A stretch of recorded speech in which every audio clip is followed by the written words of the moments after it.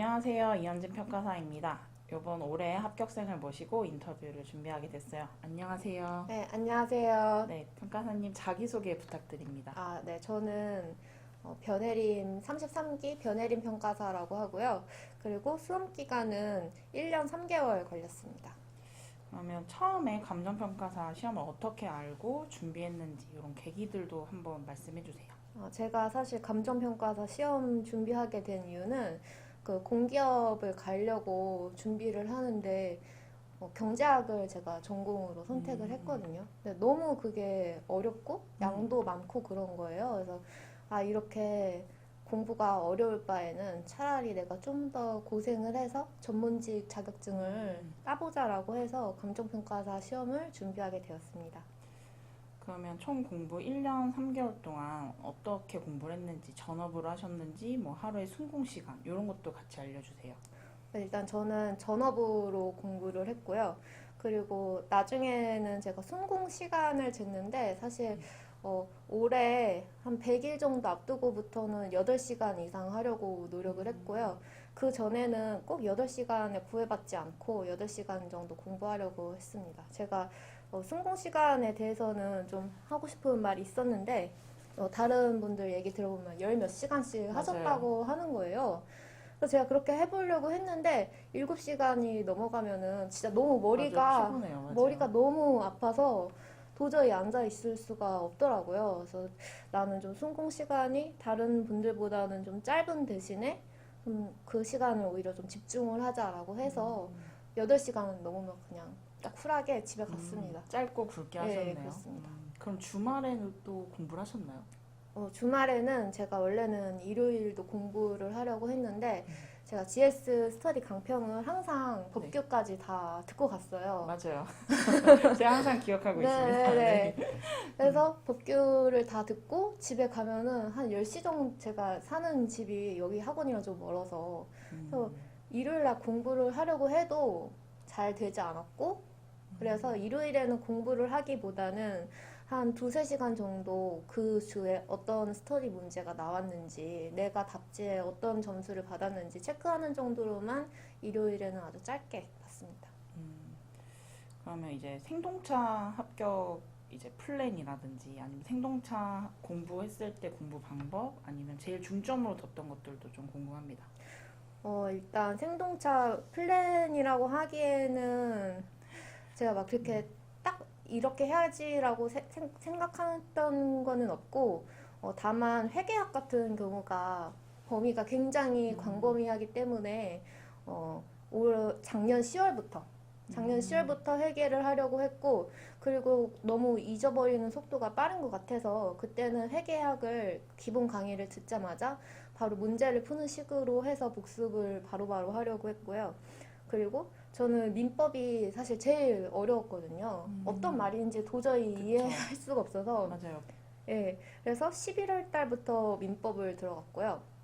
그리고 경제는 이미 그 경제학 강의를 수강한 바가 있기 때문에 따로 기본 강의나 문제풀이 강의는 듣지 않고 그 1차 시험 앞두고 개설되는 파이널 특강 같은 것만 들었습니다. 그리고 감정평가 관계법규 같은 경우는 그래도 좀 실무 공부 그리고 법규 공부를 하면서 좀 용어들이 익숙하더라고요. 그래서 기본 강의 대신에 그냥 요약 강의 듣고 뭐 마무리 강의 듣고 그런 식으로 했습니다. 그리고 제가 생동차 하면서 그런데 뭐 보상평가 같은 경우는 암기가 필요한 것이기 때문에 매일 아침에 한 1시간 정도 보상평가를 풀었습니다. 보상평가 풀었고 그리고 그 이현진 평가사님 단문을 A급이라고 표시되어 있던 부분만 읽었어요. 그냥 일단 1차 그 보기 전까지는 네네네. 그 정도는 계속 해줬던 거네요. 반복해서. 네, 근데 보면은 이렇게 하면 되게 대단한 것 같아 보이지만 그 A급이라고 표시되었던 부분이 단문의 정말 일부분이기 때문에 그쵸, 맞아요. 네, 네, 맞아요. 네, 그래서 A급만 한 번씩 읽는 데는 크게 어렵지는 않았던 것 같아요. 1차를 병행하는 게. 네. 그러면 1차를 딱 합격하시고 다시 돌아오셔서 2차의 전업으로 완전 몰입을 하셨을 것 같은데 네네. 그때는 어떤 식으로 하셨나요? 어, 제가 그 3기 스터디를 하고서 가장 놀랬던 게 저는 당연히 오픈북으로 시험을 봤거든요. 근데 오픈북으로 해도 이게 내용이 완전히 숙지가 안 되니까 베껴 쓰는데도 시간이 부족한 거예요. 그쵸, 맞아요. 예, 예. 그래서 일단 내가 좀 그때는 A급밖에 못 봤으니까 그 A급만 보는 것만으로 아는 것만으로도 문제 풀이가 어려웠고 그리고 제가 봤다고 해서 완전히 아는 게 아니더라고요.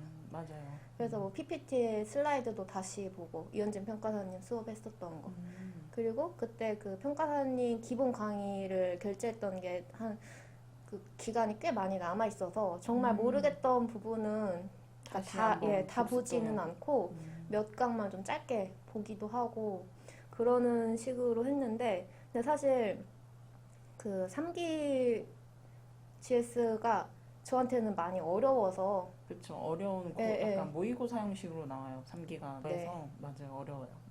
좀 애를 먹었던 기억이 있어요. 다른 과목보다 법규가 제일 초반에는 어려웠던 것 같아요. 3기 시작하면서. 그럼 마지막 4기 때는 어떠셨나요? 4기랑 파이널. 제가 3기 동안 내내 거의 오픈북을 했어요. 네, 마지막 아직도 기억나는 게 나는 3기 마지막에는 절반은 안 보고 써야지 했는데 정말 절반은 안 봤지만 절반은 보고 쓸 수밖에 없더라고요. 근데 그때 평가사님이 또 해주신 조언이 있는데 이건 저한테만 해주신 게 아니라 그냥 그 강평하면서 해주셨던 맞아요. 거예요. 네, 3기 끝나고 아마 일주일인가 2주일 정도의 시간이 있었어요. 4기가 시작하기 전에. 근데 평가사님 하셨던 말씀이 2기 문제를 다시 보고 뭐 1기는 보실 분들은 다시 보셔도 된다. 근데 대신에 2기 다시 보시고 그리고 3기를 다시 보셔도 된다. 그렇게 말씀하셨던 것 같아요. 맞아요. 다시 복습하는 주가 필요하다고 제가 말씀드렸어요. 예. 그래서 2기를 다시 보는데 정말 어려웠는데 그거를 또 보니까 또 그에 기반해서 4기 문제가 몇 번 맞아요. 출제된 적이 있어요. 중요한 논점은 반복해서 내서 네네네. 2기, 3기, 4기 때 퍼뜨릴 수도 있어요. 맞아요. 예. 이제 법규 과목과 관련해서 법규는 제 패키지를 전부 처음부터 끝까지 들으셨잖아요. 네네. 그래서 법규 단과 뭐 활용법이라든지 아니면 지금 가져와 주신 핵심 네네. 정리, 요 공부 방법 이런 것도 좀 궁금합니다. 일단 법규 단과 활용법은 그냥 사실 복습밖에 없는 것 같아요. 맞아요. 제가 예습보단 보통 복습을 네. 위주로 많이 말씀드립니다. 맞아요. 저는 이 법규 과목에 대해서 비전공생이기 때문에 용어가 너무 낯설었어요. 그래서 법규 단과를 어떻게 공부했냐면은 그날 강의 들었으면은 그 책 있잖아요. 기본서. 네. 기본서에 있는 대목차 정도만 한번 써보고 일단 좀 눈에 익숙해진다라는 느낌으로 일단 목차 정도는 한 강의 끝날 때마다 한 번씩 썼던 것 같아요. 그리고 한 강의 5개 들었으면은 그 5개 대목차 무엇이 있었는지 다시 한번 보고. 네, 그래서 법규 단과는 복습을 미루지 않고 하려는 정도의 마음가짐으로 했었고, 그리고 법규 단과를 하면서 이 평가사님이 단문을 항상 나눠주시는데, 맞아요. 그거를 했고, 그리고 카페에다가 또 목차만 따로 올려주셨잖아요. 네, 맞아요. 그래서 3기 들어가면서 그 목차를 프린트를 해서 내가 이 목차만 보고 안에 있는 단문 내용을 떠올릴 수 있나 없나. 아, 맞아. 그게 제일 중요한 작업이에요. 맞아요. 근데 이것도 평가사님 유튜브에 다 맞아요. 올려져 네, 있었어요. 맞아요. 제가 보통 하는 일반적인 공부 방법이에요. 맞아요. 그래서 저는 정말 조언해 주셨던 대로 시키신 대로만 했다고밖에 할 수가 없고. FM으로 딱 공부하셨네요. 네, 정말 네. 딱 기본 정도로. 예. 근데 그게 진짜 처음에는 어려웠던 게 암기가 안 되니까. 맞아. 처음은 누구나 다 어려운 것 같아요. 예. 그리고 분명히 이거를 내가 몇 달 전에 손으로 써보기도 하고 책에서 읽었는데 정말 또 보면은 새롭고 암기가 안 됐을 때는 맞아요. 지금 다시 봐도 아마 새로울 거예요. 계속 반복적으로 주기를 네, 짧게 네, 해서 네. 봐줘야 됩니다. 예. 네, 그래서 법규 단과는 일단 복습을 미루지 말자. 복습을 미루지 말고 그리고 목차를 먼저 암기를 하고 그리고 핵심 정리 책을 이렇게 올해 출간됐는데 출간되자마자 바로 구입을 맞아요. 해서 바로 구입을 했는데 근데 저는 사실 생동차생이기 때문에 이 서브 만들 시간이 상당히 부족했어요. 그렇죠. 생동차세는 네네. 서브를 안 만드는 게 제일 좋아요. 그리고 근데 이 단문집에서 보다가 내용이 이해가 안 되는 부분이 있으면은 그냥 이렇게 포스트잇으로 붙여서 하는 식으로 네, 그렇게 공부를 했습니다. 그래서 단권화를 여기다 한 거죠. 근데 나중에 평가사님이 도시정비 이런 것도 막 이렇게 맞아요. 문제를 출제하고 그러셨는데 또 기본서 보면 그게 있긴 있더라고요.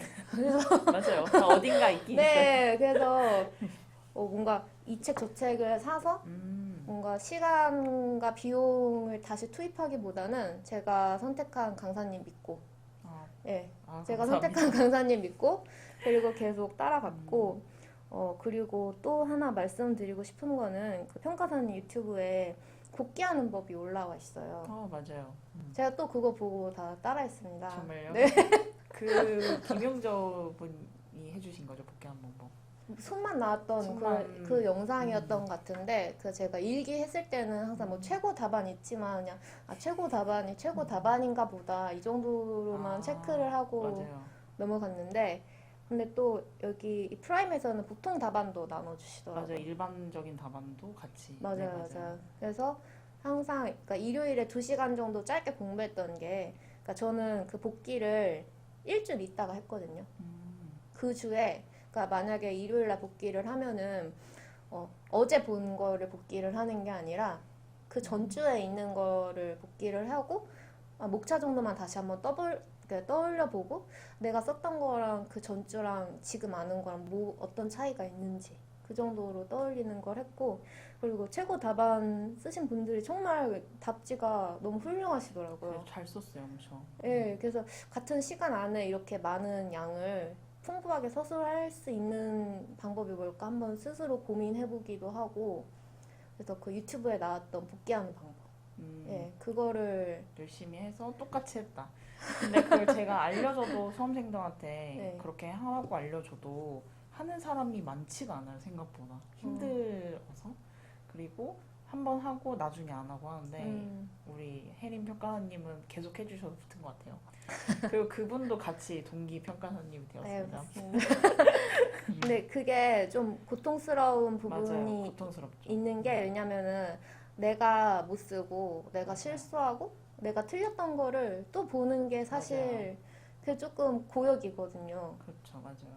그리고 또 그게 토요일날 스터디 끝나고 일요일이나 월요일쯤 안으로 해줘야 되거든요, 맞아요. 빠르게. 근데 보통 스터디 갔다 오고 나면은 좀 쉬고 싶고 놀고 싶고 이런 게 크다 보니까 많은 수강생들이 그냥 가볍게 보고 넘어가더라고요. 근데 복기가 제일 중요한 것 같아요. 그러면 우리 이제 시리버 공부 방법과 관련해서 뭐 과목 간 뭐 비율이라든지 어떻게 공부를 했는지 이런 것도 좀 자세하게 말씀해 주시면 좋겠습니다. 저는 대부분의 수험생들이 그러겠지만 초반에는 실무 공부를 가장 많이 했어요. 네, 많이 투자할 수밖에 없었고 워낙 좀 낯선 과목이고 예, 어려웠던 그냥 그 과목 자체가 주는 어려움이 있는 게 사실이어서 한 처음에는 80% 정도는 실무 공부에다가 투자를 했는데 근데 또 점점 가면 갈수록 이 암기가 가장 많이 필요한 법교 과목을 많이 맞아요. 하게 되더라고요. 그래서 저도 깜짝 놀랐어요. 왜냐면 저는 8시간 정도밖에 공부를 안 했는데 한 7월이 되기 전까지 마지막에 막 공부할 때 보면은 법규를 막 5시간씩 공부할 때가 상당히 많더라고요. 그래서 그때는 법규를 평가사님이 이거는 봐도 좋을 C급이다.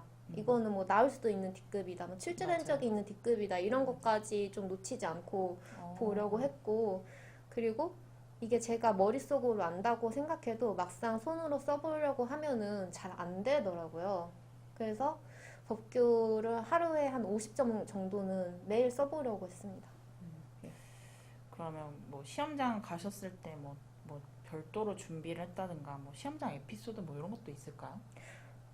사실 별도로 준비했던 거는 없고 그냥 뭐 제가 했던 실무 같은 경우는 오답 노트 하고 그리고 이론 같은 경우는 그 어정민 평가사님이 마지막으로 다 정리해 주셨던 그 프린트가 꽤 두꺼운 게 나간 게 있어요. 학원에서 그 마지막 그 4기 끝나고 하루 맞아요. 잡아서 했었던 맞아요. 저희 학원 네, 강사들이 마지막은 네, 시험 네. 없이 수업만 나가거든요. 네, 그때 주셨던 자료만 딱 들고 갔어요. 왜냐면은 어차피 이것저것 들고 가도 내가 볼 수 없기 때문에 그렇고 그리고 법규는 이거 핵심 정리랑 그때 평가사님이 또 법전만 들고 가라고 맞아요. 하시더라고요. 법전 필수죠.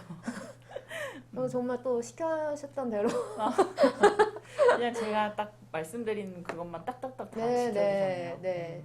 그렇게 가져갔고 그리고 뭐 에피소드라고 할 거면은 사실 올해 시험이 실무가 좀 평이했던 해잖아요. 다른 해보다는. 그리고 이론이 어려웠고 그렇죠. 이론이 네, 과 확률이 제일 높았어요. 그리고 법규도 좀 다른 해보다는 평이했던. 근데 시험장 끝나고 나오는데 어떤 남성분이 정말 밝은 목소리로 막 너무 쉬웠다고 그러면서 네, 그러면서 가시는 거예요. 그래서 자기는 작년보다 확실히 훨씬 쉬웠다고 막 정말 기쁜 목소리로 밝은 표정으로 가셔서 너무 암울했죠. 아, 이게 내가 총점 싸움에서도 질 수가 있겠구나. 저런 분들이 많은가 보다 하면서 막 그렇게 합격을 예상하는 것은 아니었고. 네, 그래서 시험장에서 이제 끝나고 가는 길에 그분의 전화하는 것을 의도치 않게 들으면서 그러면서 마음이 아팠을 것 같네요. 진짜 좀 복잡하더라고요. 나만 어렵고 다른 사람들 네, 다 네, 쉬었어 네, 어떡하지? 네, 이런 네. 이게 상대평가다 보니까 네. 약간 그런 게 있었을 것 같아요. 네. 그러면 공부하면서 제일 힘들었던 점이나 뭐 비하인드 스토리 이런 거 들려주실 거 있나요? 저희 어머니가 11월에 다리 수술을 하셨어요. 아마 제가 그래서 그때 평가사님한테 이기 들을지 말지 한번 카톡을 맞아요. 보낸 적이 있어요. 왜냐면은 제가 집안일도 해야 하는데 이거를 따라가면은 1차를 못하게 될 수도 있으니까. 그래서 저희 어머니가 병원에 입원하셔서 제가 한 달 정도를 집안일을 좀 했었어야 저 됐던 어머님 돌봐야 네, 때가 있었는데 부끄럽게도 그 전까지는 어머니 덕분에 좀 편하게 살았어서 세탁기 돌려본 적도 없고 어머.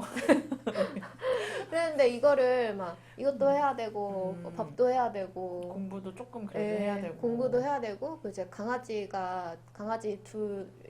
동생이 둘이 있는데 얘네를 또 산책을 시켜야 되잖아요. 또 강아지도 돌봐야 되고 네, 강아지도 돌봐야 되는데 또 강아지가 저희 엄마를 엄청 따르거든요. 엄마 집에 없으니까 너무 막 애들이 우울해해서 집을 오래 비울 수가 없는 거예요. 그쵸. 그래서 그때는 순공 시간이 진짜 뭐 1차를 할 때였지만 순공 시간이 진짜 좀 적게 나올 때였고 좀 공부가 많이 비는 게 아닌가. 내가 너무 지쳐지는 거나 그러니까 몸이 힘든 거는 차치하고 나서라도 그런 점 때문에 좀 힘들었던 게 있었습니다. 그럼 마지막으로 우리 시험 때 뭐 스트레스 해소법이나 취미 뭐 이런 것도 있었을까요? 저는 이제 혼자 밥 먹는 시간이 되게 중요했는데요. 맨 처음에는 밥을 안 먹고 이걸 다 공부만 하는 건 어떨까?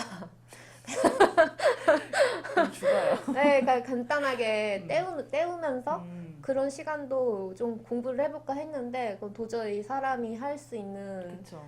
게 아니더라고요. 그래서 한 1시간 정도 제가 다녔던 스터디 카페 아래에 있는 분식집이나 뭐 식당을 가서 하면서 웹소설을 봤습니다.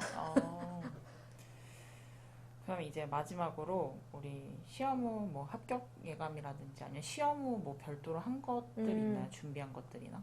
사실 합격 예감은 정말 할 수가 없었던 게 제가 총점 싸움에서도 밀릴 수 있겠다라는 생각이 계속 들어서 왜냐면은 그 후기 같은 거 보면은 다들 좀 쉬웠다 막 그러셨던 글이 되게 많더라고요. 그래서 혹시 내가 200명 안에 못 들 수도 있겠다라는 생각이 있어서 정말 불안했고 그렇죠. 원래 네. 모든 수험생이 시험 끝나고 쉽든 어렵든 불안한 건 똑같은 것 같아요. 네, 그래서 자신할 수 없었고 뭐 보면은 더 스트레스 받을까봐 강사님들 뭐 강평이나 답안도 안 예, 받고. 답안도 쳐다보지 않았습니다. 그래서 그냥 의도적으로 이 간평 시험에 대한 거는 다 적었어요. 음, 네. 네, 그래도 합격하셔서 너무 축하드리고 이제 마지막 한마디 부탁드립니다.